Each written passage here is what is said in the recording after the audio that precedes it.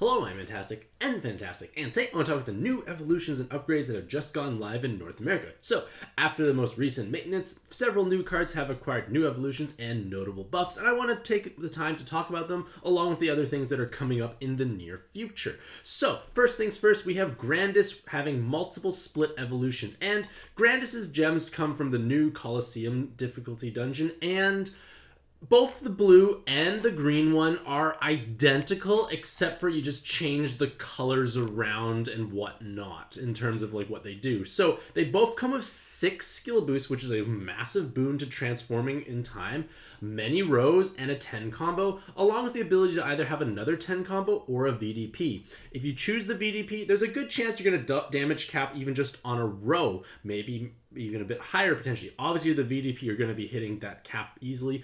Can they double damage cap? Probably not the most reliable unless you have, double 10 combo. But again, it all comes down to what your individual teams need. But as a whole, for like your Royal Oak teams or your Nautilus teams, because that's the other color green, they're reasonably strong subs. Like, they're nice awakenings, they give nice passive damage, they have nice damage output. Their active skill is also quite unique.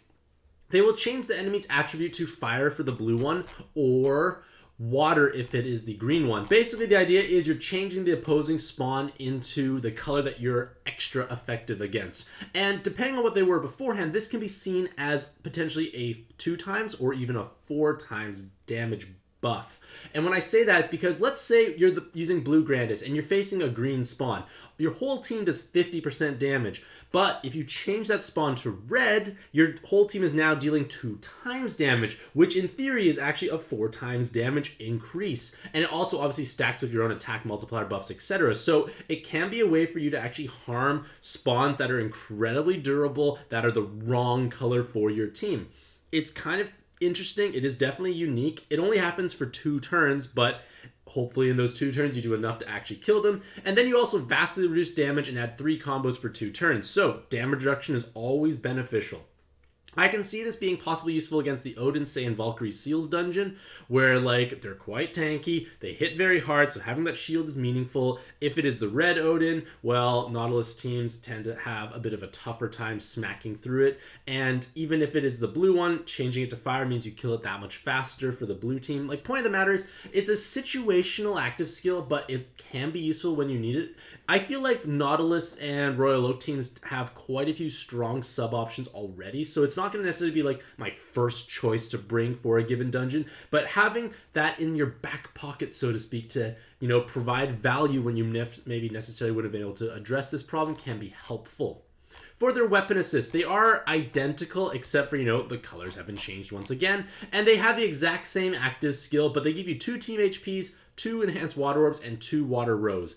I feel like as a whole, this might be possibly a better usage for them, because as a sub, this is pretty specific in what they do. Like, it's pretty situational. It's not something you're going to necessarily need all the time. Not saying it's a bad choice, but just be mindful they have no bind immunity, they have no skill bind resist, no time extend. And the weapon assist gives you that same active skill that is unique. And I think it's the active skill that makes them the most unique and interesting. So again, for dungeons where this is a specific need you need to address, the weapons can come in handy because these are helpful awakenings. Your water or wood-based teams are going to love these offensive awakenings. 2 team health is never going to go to waste. So I feel like if you're able to get enough of the gems, I feel like as a weapon, they're a bit more unique and spicy overall. Next is Orpharion. And Orfarion was at one point one of the coolest like status symbol farmable cards you could actually acquire. And they have a brand new evolution, and it's quite exciting. So with their super awakenings, they could have either have super poison resist, TPA, or 7 combo. So you need more damage or a super resist, you take your pick. They come with 4 skill boosts naturally, triple 7 combo, and 2 TPAs, with light sub-attribute being their, sub-attribute. So on your Daytona teams, this can actually be quite a meaningful card, because when you think about it, they are able to provide you with skill boosted transform. They actually have skill bind resist. They have respectable amounts of personal damage, especially when you factor in Daytona's attack multiplier buff. You also can have poison resist as well, and the active skill is quite meaningful. It's a multi-step evolving active skill, and in the first form, it's 20 turns. And when you do the first active skill, you remove orb blocks, you change the board to light and hearts, and then you void damage absorption and attribute absorption for 2 turns. That is a meaningful active skill. We need absorption cancellation basically in any given dungeon for the most part, whether it's attribute or damage, so bringing it is valuable. And then what makes it even more exciting is that the active skill evolves and becomes stronger. So oftentimes dungeons will have your absorption needs somewhere maybe like towards the beginning or the middle of the dungeon, and then you don't need to worry about absorption afterwards. So after this 20 turn cooldown active skill has been used, you now become a 2 turn cooldown that gives you a board unlock, and then creates 4 light orbs at random, and then gives you a light orb skyfall for 1 turn. So you now have used the active skill that solved your absorption problems, and now you have a fast charging, highly effective active skill. And in theory, if you inherit something over top of it, you have a 2 turn cooldown plus whatever the inherit is, and you can do quite amazing things.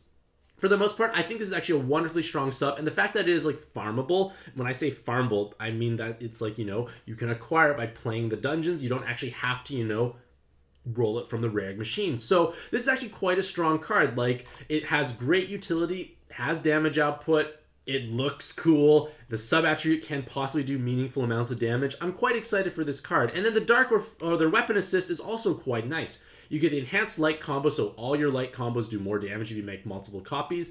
You get the team HP and 2 team RCVs, and then a 25 turn cooldown for changing the whole board to dark.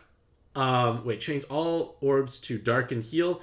I'm feeling like that should not be dark and heal. I feel like that should be light and heal. Maybe I'm wrong. I don't know. That seems a little odd. Why would you want to make dark and heal if you're the light Orfarion? I don't know.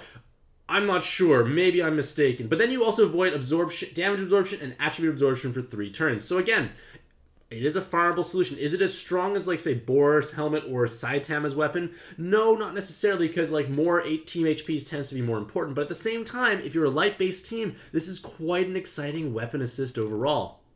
And then for Dark Orfarion, or Desfarion, follows a reasonably similar pattern for the active skill, but their awakenings are quite different. They have 4 skill boosts, they have a VDP already, and then 4 attack wall below 50%. They can get a 5th attack wall below 50% for comically high amounts of personal damage, or a super jammer resist. Useful super awakenings overall. And then the active skill is that same style of evolving, where it's a 20 turn cooldown that makes dark and hard orbs and gives you 2 turns of attribute and damage absorption, and then it transitions into that beautiful 2 turn cooldown that gives you a board unlock and then creates 4 dark and hard orbs at random. It's kind of like Geru's active, except instead of creating unmatchable, you get board unlocking. They also have the dark sub attribute, and assuming you are below half health, it is going to deal meaningful amounts of damage. So if you have, like, say, like Dark Athena non on your team, where you're constantly possibly resetting your health down, Dark Orfarion can be meaningful because suddenly they do tons and tons of damage. With an active skill, it's great. Remember, you need to use the stage 1 active skill to actually make it evolve. But once it's evolved, it's a 2 turn cooldown, so you can inherit stuff over top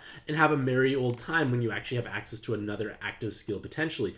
And then the weapon assist, okay, maybe it is right. It changes all orbs to light and heal and voids damage absorption and attribute absorption for 3 turns. Maybe this is what it is. It seems a little odd to me. I thought the dark one would make dark orbs and the light one would make light orbs. Maybe I'm wrong. Maybe they're wrong. We'll have to check it out later. But it comes with the same awakening. So for mono dark teams that have enough health, being able to heal back up to full is meaningful. So again, it is a strong weapon assist that gives you 3 turns of attribute and damage absorption cancellation with favorable awakenings. Again, for a farmable card, this is quite pleasant overall. And now we come to other upgrades for existing cards.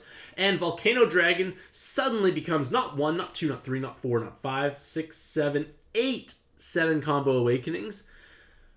They're just going to do tons of damage. Is it relevant? No, because this active skill is completely garbage. They give no other types of awakenings. Sure, you hit hard, but you do nothing else. Maybe if you want to do like kind of meme-y things with Seawolf teams, maybe you would want to, utilize them on your Seawolf team just to make his attack active skill multipliers sky high. But for the most part, I think this is kind of weird, but it's kind of cool at the same time. For the pixel form, their awakenings have been condensed and improved to actually being quite relevant. And in fact, they actually have 4 7 combos and a VDP. So in theory, it does meaningful amounts of damage, assuming their attack stat isn't like completely terribly low. And then their active skill has an ultimate buff to give you a full awoken skill bind clear, changes dark to fire, and then 2 times personal damage for the card. And then 2 times or movement time. Like, cool. Would I ever use this card? Probably not, unless for some reason pixel cards are heavily bolstered or utilized, or like 6-star rarity is actually needed. Maybe I would consider it. Next is Minerva, and Minerva has received a reasonable buff overall. Her awakenings have been upgraded, so they provide skill boost plus instead. Her active skill is a 3 instead of a 5 turn cooldown, which gives them 5 times personal damage for a single turn, or for 2 turns, so almost 100% uptime, so they can hit large amounts of damage. They give you 2 orb unlocking, and then changes dark to fire orbs. So on a 3 turn cooldown, you make fire orbs. You also give them significantly higher personal damage and defense breaking if that's relevant. So that is obviously an upgrade. Would I use them on teams? Probably not still, but you know, it is an upgrade nevertheless. Their leader skill has a higher HP multiplier, and obviously that is nice, and you need it, but the problem is, like, it's cumbersome, it's awkward. You'd have to match an L of non-fire orbs and 6 or more linked fire orbs. It's just clumsy and cumbersome. It's not going to really pan out. Her weapon assist has now gained a whole skill boost out of nowhere. And that's actually quite meaningful. You just suddenly have another skill boost. And then if you like the awakenings, it can be helpful. The active skill gives you enemy's defense void for 3 turns and pierce through damage void for 3 turns instead of 2 turns. So void damage void is useful in certain instances, but 3 turns of piercing is quite meaningful. The awakenings are nice overall, like some bonus passive damage, a little team HP. It's not a bad thing. There are many teams who do want to run void damage void in some way or shape or form, and this can definitely be a meaningful solution because it does last for 3 turns. And then finally, and perhaps most importantly for the buffs, and I don't know why they saved it for the bottom, it's not even on the big banner art at the top, is Nautilus's buff. So we all know that Nautilus is one of the best leaders in the game, and the biggest weakness of Nautilus is the fact that his own personal damage is terrible. Unless you match a VDP, he doesn't do much damage, but oftentimes matching a VDP means you don't match a row. So Christmas and Noah did help solve this because only one card is now kind of lacking behind in damage, but with his current buff, he is actually significantly stronger. So his awakenings have been changed. He lost a row and lost a VDP, but gained 2 7 combo awakenings.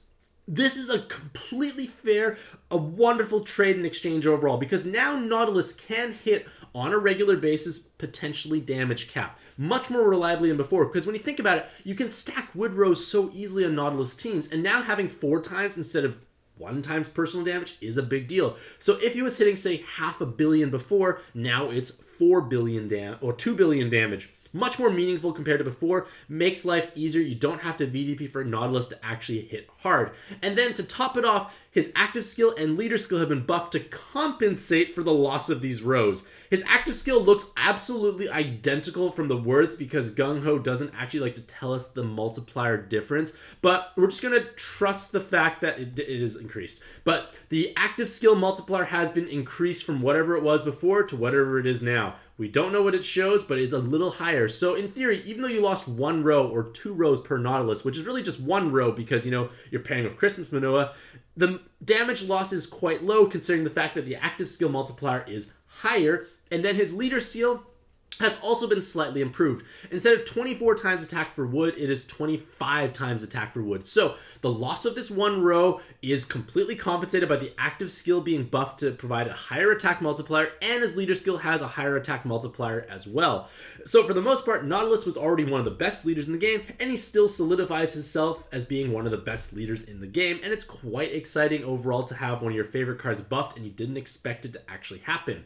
In addition to all these upgrades and whatnot, we actually have the YYH collab coming back on Valentine's Day or Monday, February 14th. This rerun will feature new cards, weapon assists for existing cards already, so it's an exciting time overall. It's been quite some time before it's come here, and there are several desirable cards that may be worth trying to pursue and or pick up, and I will make a video / review of this at some point in the near future. And then finally, we have a new level for Coliseum. So if you have cleared Destructive Stars Wings, you can now try to attempt Dark Skies Streaking Stars, and this new Coliseum does give you the chance to drop Grandis's gems to make Grandis's evolution, so that is obviously cool. But for the most part, like, it's obviously going to be quite challenging. You have to be mindful of the fact that you do enter at level 1, which means your Super Awakenings don't take effect until later on in the dungeon.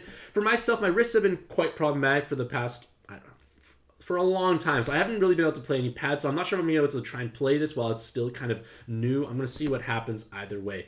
Regardless of all that, let me know what you think about all these new buffs and evolutions and basically the news update from this most recent maintenance. Which are you most excited for, and which teams have you been trying to tackle the new Coliseum with? Regardless of all that, hopefully you all have a truly fantastic day. I wish you all the best luck in your own pad adventures, and happy puzzling.